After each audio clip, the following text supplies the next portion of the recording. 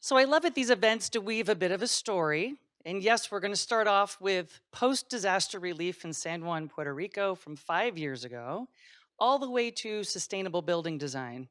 I know you can already see that there's a connection in there, but we're going to make sure that we literally, by the end of this, you're going to be like, oh yeah, look what they did. So this is a really fun day. And I think my biggest joy of doing these events is actually putting together in a sort of meditative Zen way, the story through the people. And it's really these incredible people that tell this very important story. So I'm so grateful to all of you being here today and all of our speakers being here today. So I thought it was so appropriate as we're in hurricane season and we're hearing about so many devastating outcomes of climate change happening all over our country and all over our world. And you can't help but pause and want to do something, want to make things better, want to immediately create action, right? And there was just a person in my mind that personified what what it looks like in the aftermath. And I thought to myself, we need to hear from a person who's been on the ground and been through this. And so I was very fortunate to have a friend of mine who is friends with our keynote speaker who said, I can text you, I can introduce you. I was like, yes, the gods are with me. This is fantastic. But what I want to say about our keynote speaker, Yulin Cruz, she, yes, was the mayor of San Juan, Puerto Rico 5 years ago when Hurricane Maria went through. And at the time, I was out in Springfield in Holyoke, Massachusetts. And what you might not know, out in Western Mass, it's the most concentrated Puerto Rican population in the United States off the coast of Puerto Rico. And so culturally, when you're in Springfield and Holyoke, you just become a part of the Puerto Rican community.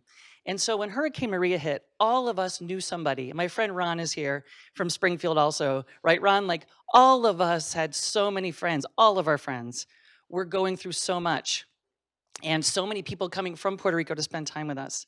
And so I'm honored today to have Yulin tell you about her story, tell us what we need to do better to respond to climate disaster, but also just to say, I don't know about all of you, but I was watching those newsreels and I was watching Yulin respond to this very complicated situation, and I was glued to the television. And you were such a shero of mine at the time. And while it was devastating to watch, there was something so impactful every time I got to see you in action. And to have you here today with us in person, I have to tell you, is really, truly an honor. So thank you. And without further ado, let me bring on Yulin Cruz.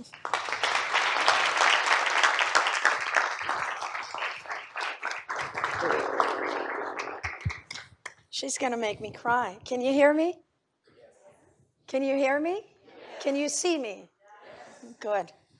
Let me get my clicker here. I want you all to close your eyes for a minute. Everybody, don't cheat. Close your eyes. I see a few of you opening them. And I just want you to imagine, I'm sure that there's at least 2 Puerto Ricans here that don't have to imagine this. What there is to be without water, electricity, internet, or food for 1 year. Open your eyes. And you cannot imagine that until you have actually gone through it. We can feel empathy towards people that have gone through that, but you just cannot get a sense of the sheer awe that goes into your soul. If you have one, there were some people that did not. Of what happens when people have to encounter that. So the one first thing that I said to myself is, not on my watch. You will not go hungry on my watch. And these are the things that people say to themselves when they're trying to look for purpose in what they're doing.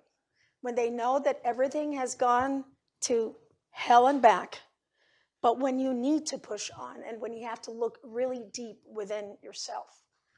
So my grandmother died in 1996, and she scribbled in a little piece of paper, "Don't let them go hungry." I didn't know what she meant. My grandmother came from a very poor background. She was the first one in her house to learn to read and write, and my great-grandfather was a sugarcane plantation worker. What that meant was that for 6 months you had work, for 6 months you did not have work. And she became, because of education, the founding director of the School of Physical Therapy in Puerto Rico. What does that have to do with food and nutrition? She made it an effort of herself. Every weekend, my job was to, she would make an asopao. Asopao, I guess it's kind of a, what is it, a gumbo, I guess you would translate it to. And every student that was poor, that could not go back to their home on the weekend, would go to her house, would show me their ID, and all I had to do was to make sure that they would wash their fork, knife, spoon, and their plate. So you see, food has always been a way of sharing life for us. So I'm going to disappoint you. I'm not expert on food sustainability. I'm not an expert on innovation. I don't have a lot of answers. What I do have is a lot of questions and a lot of indictments. But what I am is an expert on what happens when crises are not treated the right way. What we are, and I want the Puerto Ricans in the house to raise their hand. Ah, mira, very good. What we are is experts and witnesses to what climate change does when people don't get their poop right, when they don't do what they're supposed to do.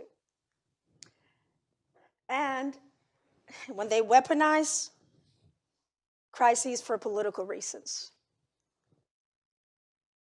when they do not know how to avoid future crises, or when people are held hostage to bureaucracy and inefficiency.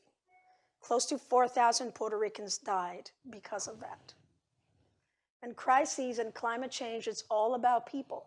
And when you talk about food and nutrition, it's all about people. It isn't about the structures, it isn't about the forms that you have to, it's about people.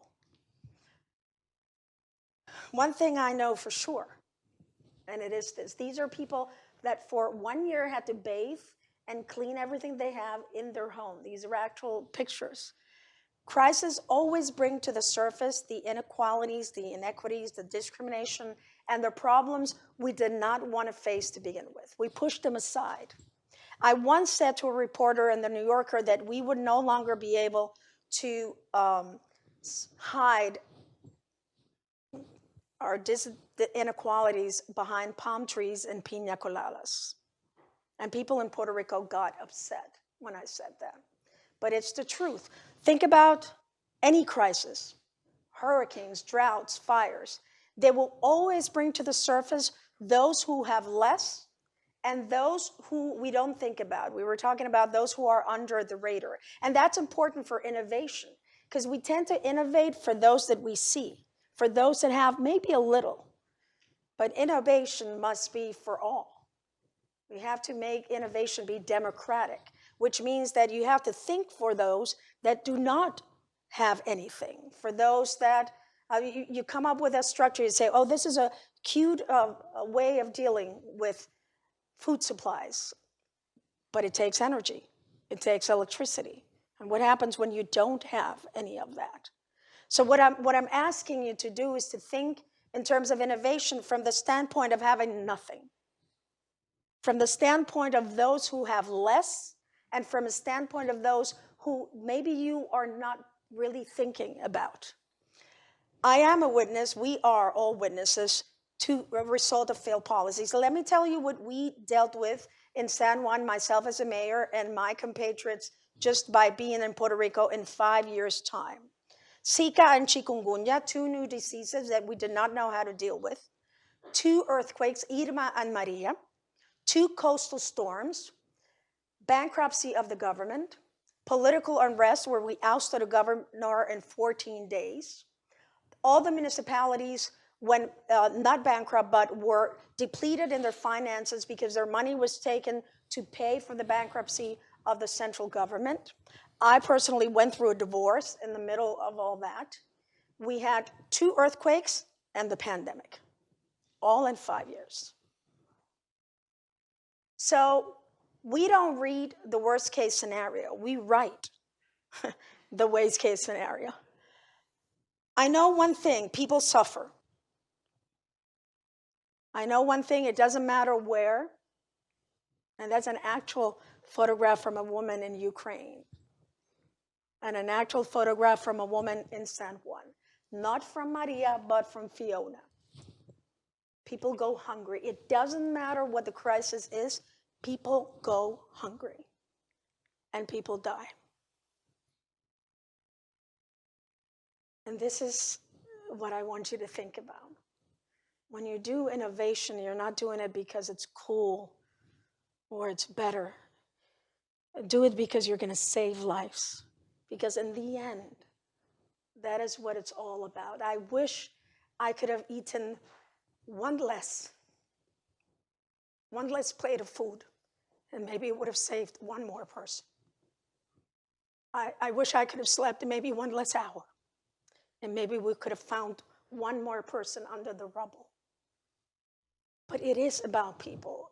It is about not letting them suffer. It is about not letting them go hungry. And it is about not letting them die. Now, I've often learned to think about crises as an ecosystem.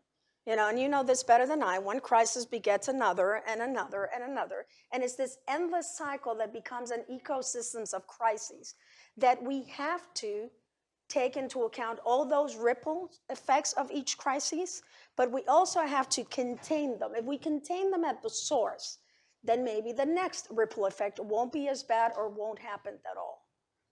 So it is an issue of seeing the ripple effects, and it is an issue of containment, that it's also an issue of structural changes. It is an issue to understand that things will be the same if you do the same. And I know that sounds very simple, but for anyone from the government here, bless your heart. You don't have to be afraid. Raise your hand. But that is so difficult for governmental organizations to look at permanent solutions to recurring problems. They tend to just want to address the issue and that's it, and then run off to the next crisis. These are three things that I learned while dealing with all of those issues that I talked to you about. One is you need to have a supply chain of aid that is adequate and robust. And I'll show you a picture of something. You're not from FEMA, are you? Good. The other one is a distribution system that is diverse and equitable. Because somehow in crises, it is the ones that have less that end up having even less. And the third one is people power. I was going to say manpower, but it's really people power. This is what we did in San Juan. Oops. 83,995 boxes of hope, and I'll show you what they are, which is 164,815 people. That means almost half of the population of San Juan, which at the time was 350,000 people. We distributed 3.7 million of bottles of water. And that is between September 28th and January 4th. And we helped 65 elderly homes, breakfast, lunch, and dinner, 26 soup kitchens, lunch and dinner, and 36 churches was our distribution system. This was not my idea. We had some good friends from New York City from emergency management, and they said, do you know the churches? And I'm like, darn it, I knew this would come back to bite me. I'm like very big at separation of church and state. I said, no, well, go get them, because they're the ones that are going to know where to go and who to find. So we did. And I made one request of them. I'm not going to divide you. I don't care if the Muslims are here and the Jews are here and the Gentiles are here and the Catholics and the evangelicals. Everyone has to come to the same meeting. And they all came to the same meeting. What was my surprise when they asked me if they could pray for me at the end? I said, maybe they saw something I have not seen myself. This is what FEMA thought was food. This is what FEMA thought was food. And they have the gall that on that box, it says entree, 12 entrees. The only thing we can figure out that was an entree was the beef jerky.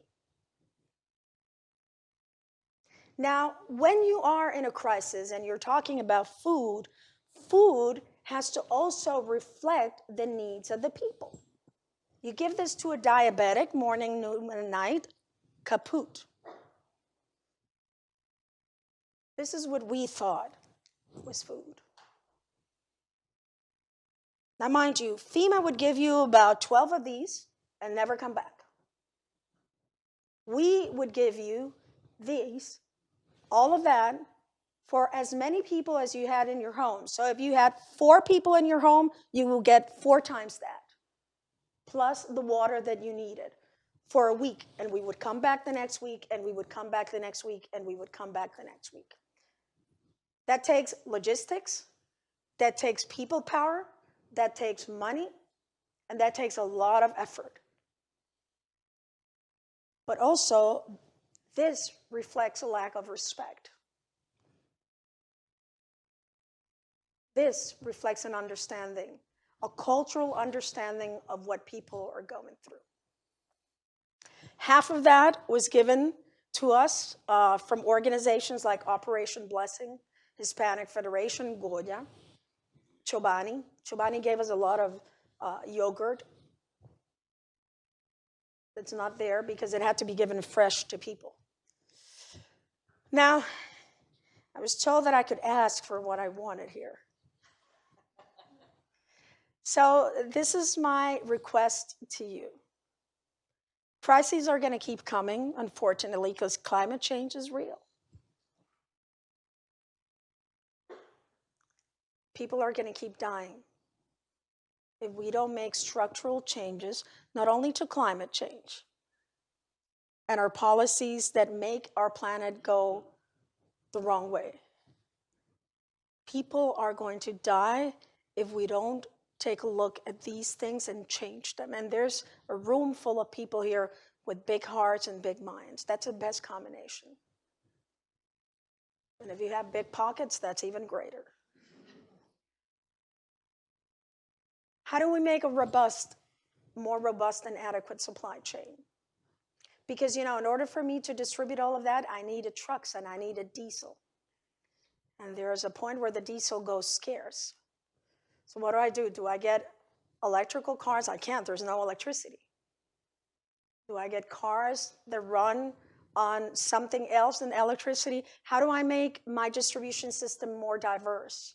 Meaning, how do I expand the tentacles through other organizations? If I could have in my iPad a little map that would automatically tell me, or that I could put in all of the information and would automatically tell me all of the supermarkets in San Juan.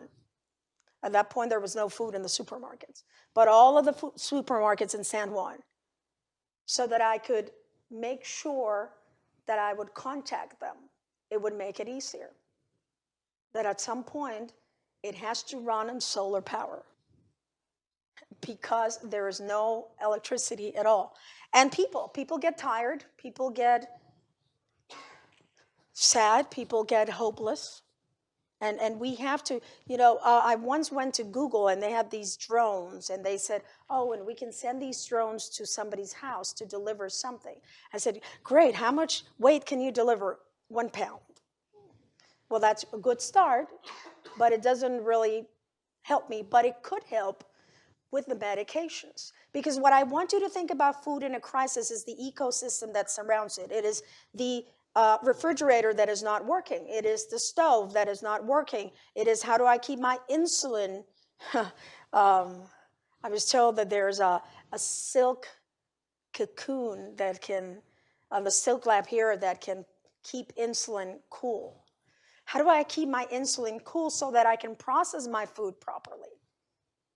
So that I don't, how do I make sure that I know everyone in a city that has a specific dietary need and their life depends on that specific dietary need? And I'm sure we can map that out. We just don't have, sometimes in government, we don't have the expertise to do that. So how do we do that? This is the largest shelter in Puerto Rico, where I lived for 4 months, and it became the largest distribution center in Puerto Rico. Now, it is all people powered.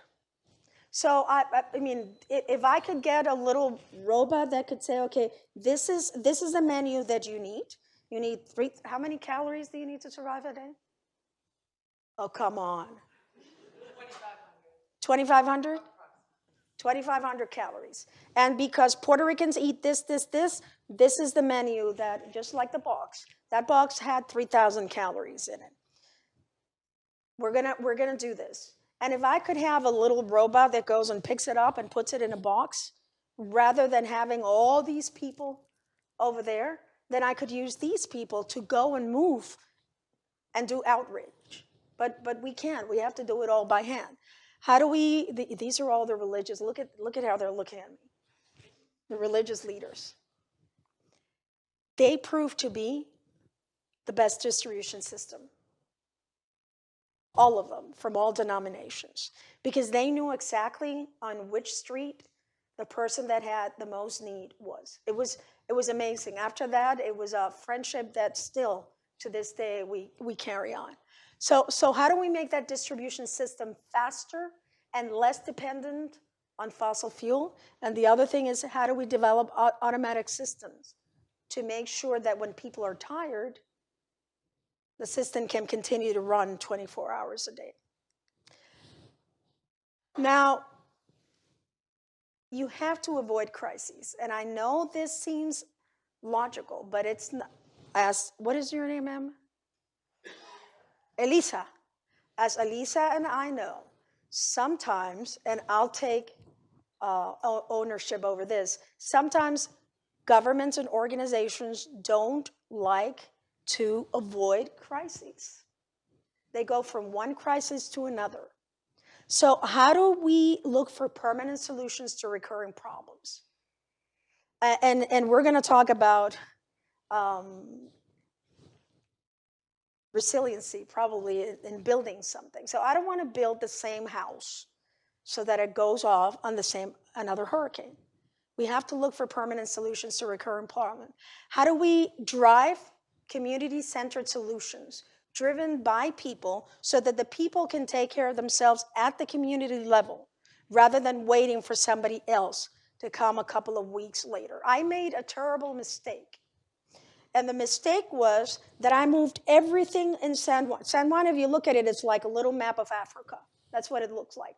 So I moved everything to the northern part of San Juan because that is the part that would not get flooded. What that meant is that it took me about 3 to 4 weeks to get to the southern part of San Juan, which is the most rural part of San Juan, because I knew I had to open the main gates for aid to go through the rest of Puerto Rico. The buck stops here. What that meant is that it took me 3 to 4 weeks to get aid to certain parts of San Juan. That is my responsibility.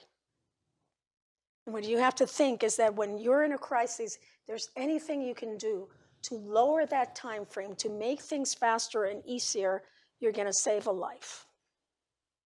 That's what you're going to do. So your task as innovators is to make to this goal. Not on my watch. You're not going to go hungry and die on my watch. Say it with me. Not on my watch. You're not going to go hungry and die on my watch. Now say it like you mean it. Not on my watch. You're not going to go hungry and die on my watch. Because you see, after all, after everything is said and done, and I thought I was over this, there's not one day that goes by that we don't think about the ones that did not open their eyes today. Close to 4,000. 8,000 eyes lost forever. Because others did not think that their lives mattered enough to do things the right way. So you have an opportunity to save lives, no matter what you do. If you do it in an office, if you do it in a lab, if you do it out in the streets.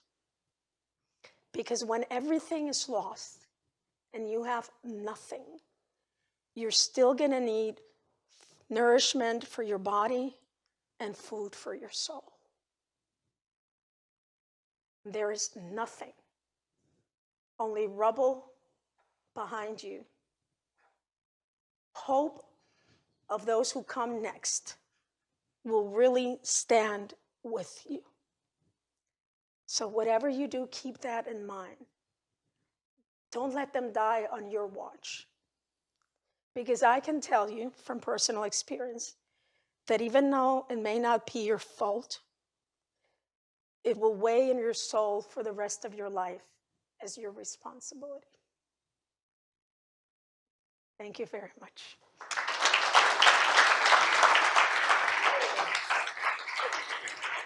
Sorry. It was wonderful. Thank you so much, Yulin. We have time for maybe 2 quick comments or questions if anyone would like to say anything or just express any kind of words of anything. Anybody? I love that Erin's going to be speaking next because her research is actually about extreme climate. I can see her over there. Really? Like, yeah, exactly. No questions? Yeah, Yes, Catherine. Has any progress been made on development? The answer is no. We just had Hurricane Fiona, which was a hurricane 75 miles per hour. If 1 mile less, it would have been a tropical storm. And the island was without power for about a week total. There's still places today that do not have any power. But even the areas that have power, I have my house in San Juan, and you really have to live with alternative methods of keeping your food refrigerated or cooking, because it happens on a daily basis. They call them power relays, which means you're going to be without electricity for an entire day and you don't know when they're at. The problem is this, $9.4 billion have been given to the Puerto Rican government to build a resilient infrastructure. There's a project going on where they say they're putting up lampposts that will withstand 170 miles per hour, but the wiring that goes from lamppost to another one will not withstand 170 miles an hour. So it doesn't make sense. With reconstruction cannot go forth if there's no transformation, and if we don't look at those, which is my mantra, the permanent changes to recurring problems, right? You need to do that. FEMA and the federal government do not dictate the policy, but the Puerto Rican government has been incapable, and I don't mean this in a political party way, but in a policy way, of dictating a policy that will push Puerto Rico away from that oil dependency. We're moving a little bit from oil to gas, but Puerto Rico gets enough sun, 322 days a year, to be able to have all of the solar energy power everything in Puerto Rico. And I can only think it's some very powerful financial interests that don't allow that to happen. Wow. Amazing. Yulin, thank you so much for being with us today. That was incredibly impactful. I won't forget it for a very long time. Everyone, a huge round of applause again for Yulin and Cruz. Thank you.